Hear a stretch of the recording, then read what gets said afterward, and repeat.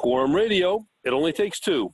We're on now with Kelly Jankowski. Kelly Jankowski, for those of you who don't know, who don't read Spirit Daily, which is where I discovered Kelly and her incredible story, she's somebody who is a retired intensive care nurse or hospice care nurse, and also she used to work in the ICU, and that became the basis of her book, An Army in Heaven. Well, Kelly was born in Omaha, Nebraska, raised in eastern Iowa. Her father was a physician and her mother was a homemaker.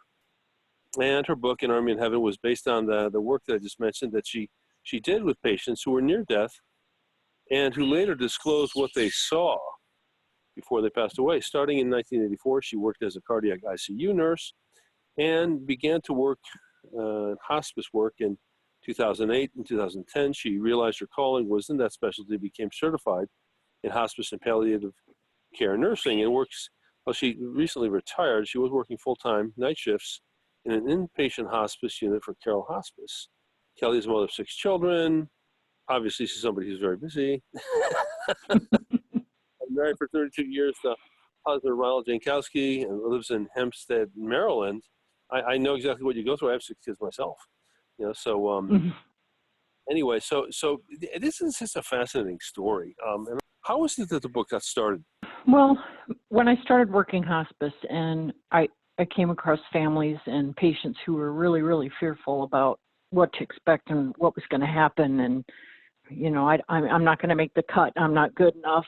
God can't forgive me for this and that and everything else. I started relating some of the stories that patients had told me who, when I worked in critical care, especially that we would resuscitate and bring back. And one particular man who I actually knew for several years before he died, his account of heaven was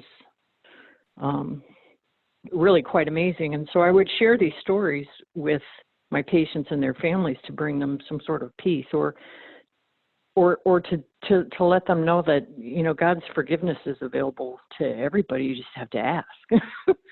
And so patient after patient, family after family, were gleaning some sort of comfort from it. And I thought, you know what, maybe I should listen. My kids have always said, Mom, you need to write this stuff down.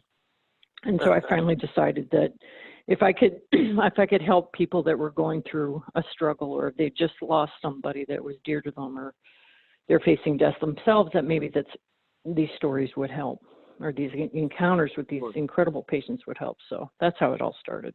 I've heard this. I myself was working as an orderly in a nursing home in Worcester, Massachusetts, a city that had at that time, and probably still does, a very large elderly population. And there was a nun who worked on staff, and she mentioned that one of the people that she was caring for started to have glimpses as well. Tell us about the glimpses, though, that you saw and that you wrote down, that which formed the basis of this book, An Army in Heaven. What kind of glimpses? What would people say as they were approaching their day of death? Sometimes they can describe what they're seeing. Sometimes they won't disclose. They won't tell me at all what they're seeing. And then other times they'll be, a lot of the times they'll look up towards the ceiling where like crown molding would be, and their gaze goes up there, and their whole facial expression kind of changes, and they just stop mid-sentence and they'll start watching something. You'll see their eyes go back and forth like they're watching somebody or something up there. Many people can't describe it. I had one lady, we were turning her over in bed when she started looking at the ceiling. I said, honey, what do you see? And she goes, I have no idea what that is, but it's beautiful. Different things like that.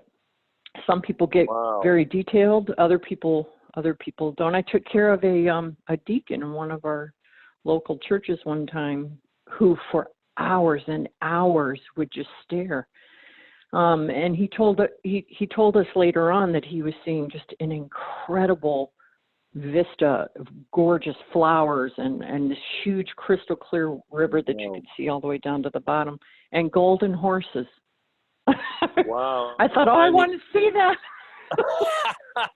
Let me ask you, you worked a long time. Look, I'm just doing the numbers here. Not that I'm very good at arithmetic, but then you were working, 24 years or maybe more. You're working for more like about 35 years, is it?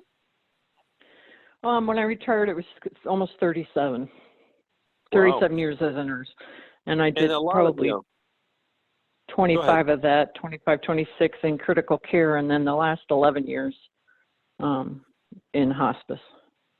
So critical care, of course, there would be patients who'd make it, and those who would not, right? So, Right. so you saw over the past during that lapse of approximately 37 years of your professional nursing career, you must have seen. Would it be inaccurate to say hundreds of cases of people who were about to die? Must have been. Well, yeah, there were a lot. There were a lot. I never really counted. I mean, I kept a journal for most of it, but where I would write down the cases that really struck me as either a human being or as a nurse, or because their encounters that they would have or things that they would see was just so spectacular. I would come home and write it down. Wow.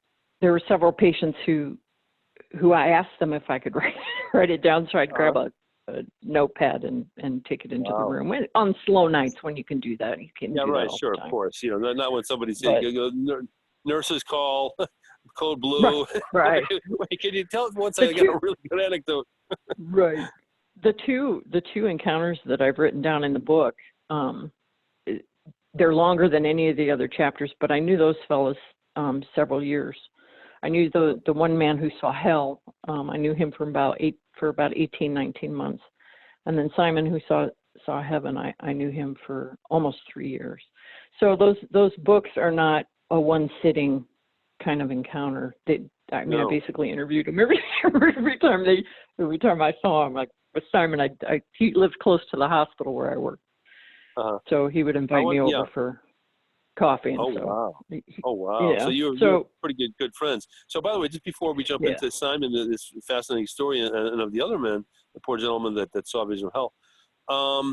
So would you say a minority of the people that you've dealt with over the span of your career, only a minority have these experiences, or is it like something that's happening a lot?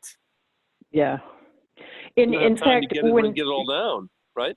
Well, when I worked in the ICU, we weren't really taught the different stages of. I mean, we knew the Kubler-Ross stages of death, anger, denial, things like that. But we were never really taught, the life review and that people would go back into their lives and kind of review and almost like a spiritual aspect of their life, and they'd have to basically run through it again. We weren't taught all that. So when I would see these different things in a critical care setting, I thought, well, this is ICU psychosis and all these other things that we thought there were. And then when I got into hospice, they call it. Pardon me, don't they call it apoxia, Kelly? Like, the lack of oxygen to the brain makes you crazy. Yeah. You realize really quickly that in talking to these people, and when you see it in a hospice setting, especially, these people are, hypoxia is one thing, but what they see and what they experience is beyond our realm, basically. I mean, they'll see people that have long passed. Even when my father was dying, he sat up in the bed and we figured out that he was seeing his mother. His mother died when he was 7 years old, and he was in his 80s when he passed.